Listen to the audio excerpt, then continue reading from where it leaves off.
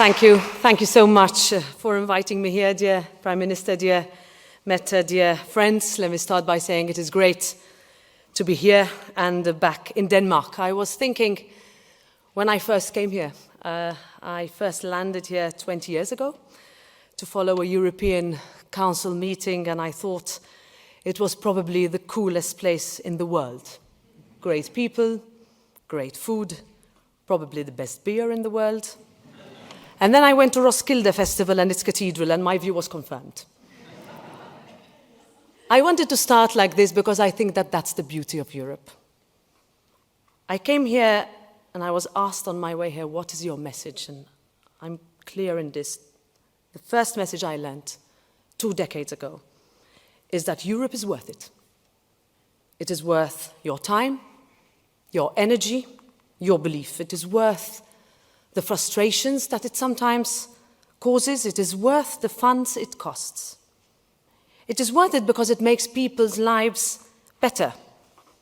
And it is worth it because ours is a project that is unique in the world, that has at its underlying concept a very simple one: hope. We sometimes forget that truth. We get bogged down in dealing with one crisis after another: economic, migration, social, health, energy, security. It is true that we tend to come up with strange, roundabout ways disguised by ununderstandable acronyms that turn people away. And it is true that it sometimes feels that Europe is far away from our everyday realities. I get that, and that's why I am here today. To listen, to explain, to answer any question you have, and to remind you that the heart of Europe beats as loudly in Jutland or Zealand as it does in Brussels or Strasbourg. So when a teenage girl was taken, we shared those 27 hours with you, just as we share your determination to ensure that there can be not one town, not one village, not one corner of our Europe where girls should not feel safe, where women are not allowed to live their lives.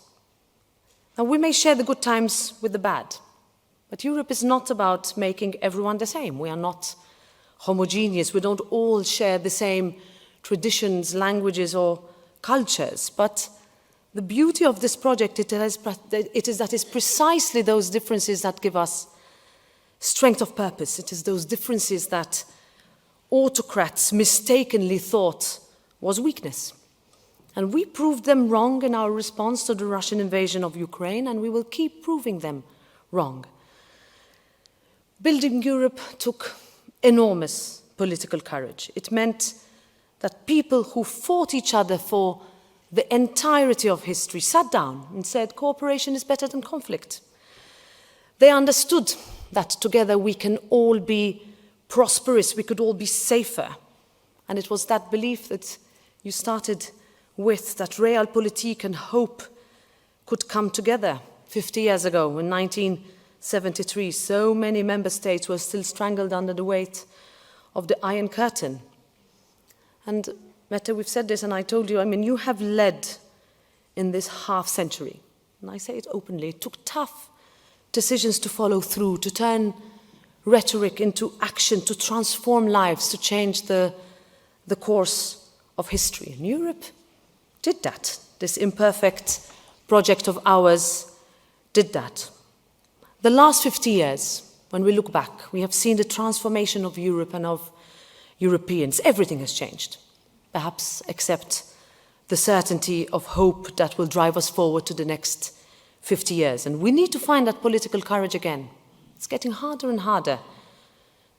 I want us to recapture that sense of hope and belonging. The Danish influence on the development of Europe is something we do not speak enough about. You have been through it all, and I can see the road ahead as only a very positive one.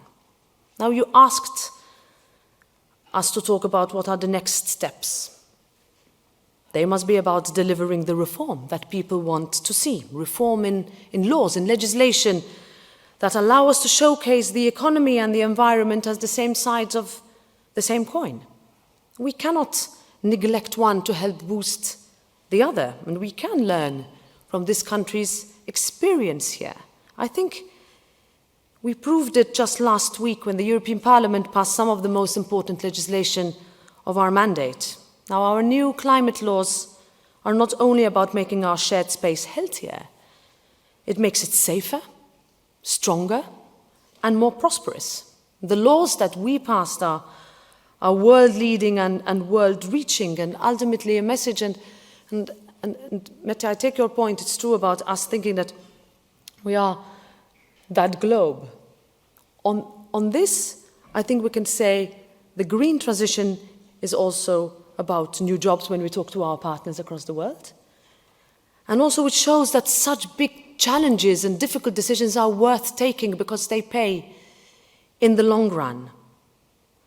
When we talk about reform in how we approach new realities we see every day, AI and ChatGPT means that the next digital revolution is already upon us. Now, how we approach change is important. Do we seize the opportunity or do we allow fear of change to guide our decisions? To me, Europe is about unbridled possibility. At the same time, we need to make sure that our legislation is ready for the future. And this is where I hope that the institution that I have the great privilege of leading comes in. Our Parliament, with the members of the European Parliament that you all elect from this country, pushed forward new laws on digital services that served to protect our data and unleash our tech potential. The tough decisions and negotiations meant that we are now able to deal with the new AI reality. We are able to better counter cyber attacks and bots that seek to use our tools against us. We are able to push back against disinformation, unsettling the democracies that we have long taken for far too long for granted. We also need to see reform in how Europe moves forward. We have Ukraine, Moldova, Bosnia waiting to start accession negotiations. Of course, every country must move at its own pace and on its own path. But the transformational impact of Europe is huge. Young Moldovans standing up against every odd imaginable believe in Europe. Young Ukrainians fighting imperialist aggression in trenches believe, and we need to help them in the defense of democracy. And here, Denmark has led again. You understand that it is not only about defending the values we share, it's about our own security, our own democracies, and our own defense. We didn't ask for this moment, but we must rise to meet it.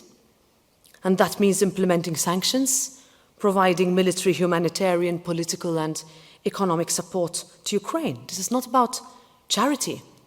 It is about an understanding that Europe has a line in the sand, and if we allow that to be erased by Russian tanks, then everything else we have taken for granted will be called into question. Reform must also mean reimagining our political culture that has turned so many people away from politics. I'm asked this in every country I go, and also in my own. We need to reinforce the resurgence of the political center in Europe, where we deliver on people's expectations without forcing them to retreat to the fringes or the extremes, where we are able to counter the false narratives and easy answers to difficult questions peddled by populists. After the economic crisis some years ago, we saw more and more people look away. We cannot allow that to happen again now in a post-pandemic world that has become more unpredictable, more dangerous. That is why we have to be careful not to throw away all the painful lessons learned about European economic and fiscal policies. Some flexibility may well be necessary, but we cannot allow a free-for-all that will simply become a precursor to the next generation's financial crisis. It is about pushing the concept of better Europe that matches the need for more Europe. Funds are finite, Debts must be paid back, and the only way we are able to do that is if we are able to grow our economies. We have the tools that we need to tackle inflation and reduce disposable income, but we need to find the political courage to use them to avoid an overly protectionist race to the bottom. Last word from me. Next year, we will again turn to you to help choose the direction of Europe. Where do we want to go? Do we keep moving forward, or do we stop? You will get to choose your members of the European Parliament, and that is your privilege and responsibility. You have a lot to be proud in the members that you have elected. Europe may not be perfect, it's not a fairy tale, but it is worth it. And if you do not choose your representatives, someone else will. And that Europe may be very different to the one that you would like to see. So let's build that together. And I look forward to answering any questions. Thank you.